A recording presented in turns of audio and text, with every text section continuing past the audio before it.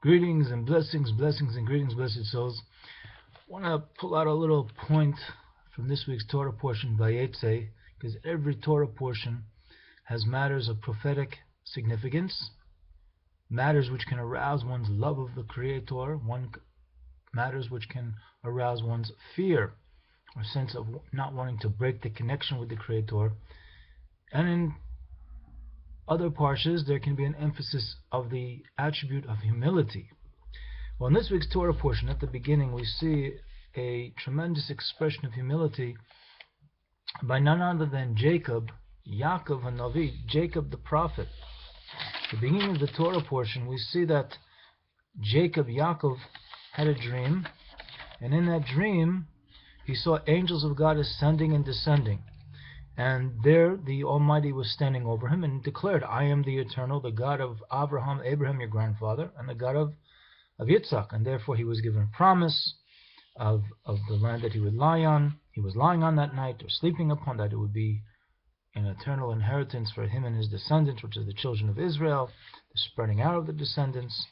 And then by chapter 28, verse 16, we see that Yaakov, Jacob, awoke from his sleep and said, wow, the Eternal's presence is in this place, yet I did not know. But we know in other instances, Yaakov was capable of having, if not direct prophetic experiences, he received prophetic instruction, divine instruction, when he learned for 14 years in the yeshiva, in the house of study of Ever, who was the great-grandson of Shem, who was the son of Noah. In fact, Yaakov lived for 50 years before Shem had passed on. And the series of events we learned in last week's Torah portion, in Parshas Toldot, in this week's Torah portion, Yaakov is already 77 years old at the point where he's departing Eretz Canaan, the land of Canaan, and going to Haran, where he would eventually find his wives and eventually father the 12 tribes, which we know today as the 12 tribes of Israel. So Yaakov, acknowledging that he did not know that the Eternal's presence was in that place where he was, and then saying how awe-inspiring is this place is none other than the house of the Almighty and the gateway to heaven, is a very powerful instruction for us, that even someone of prophetic level, as we see here, that the fact that the Most High spoke to him in the dream, that was a prophetic experience. And this matter can be learned out further in other books that we have in Torah Shabbat Peh, in the oral Torah traditions of Israel, that where we see that someone is communicated to from a being, in this case the super being known as the Creator, that is a prophetic experience.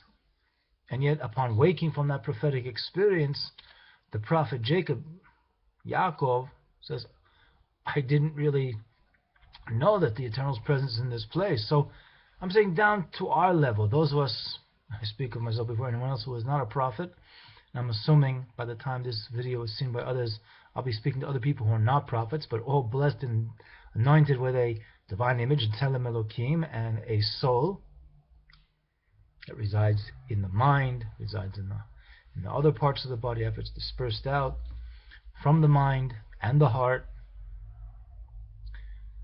that it is not below our dignity to acknowledge that we could be exposed to matters of godliness, elokut, and not be truly aware, even at the point where we think we have some awareness of what we're interacting in terms of elevating our consciousness.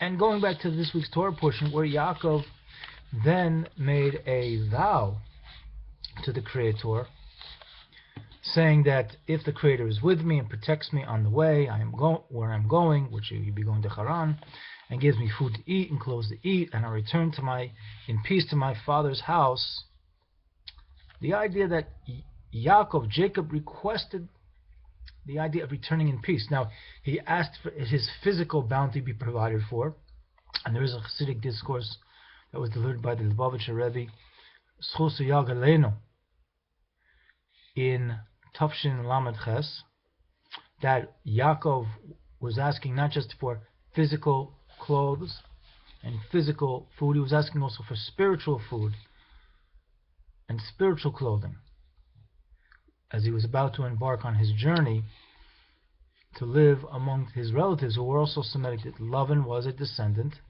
of Shem.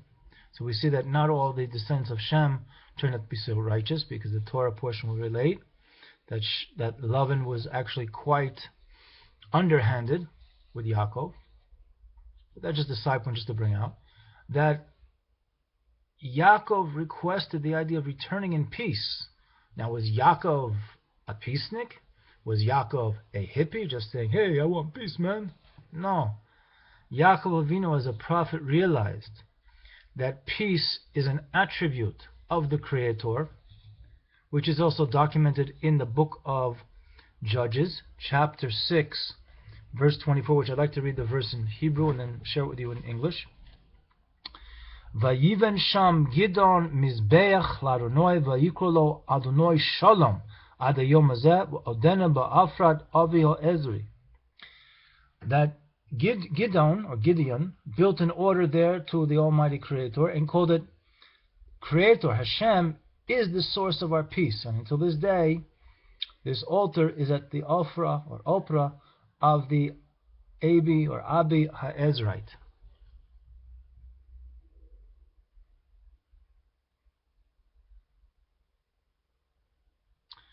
So, with that being said, we see that an attribute of the Creator is identified with Shalom, and certainly with all of our requests for physical bounty and spiritual bounty.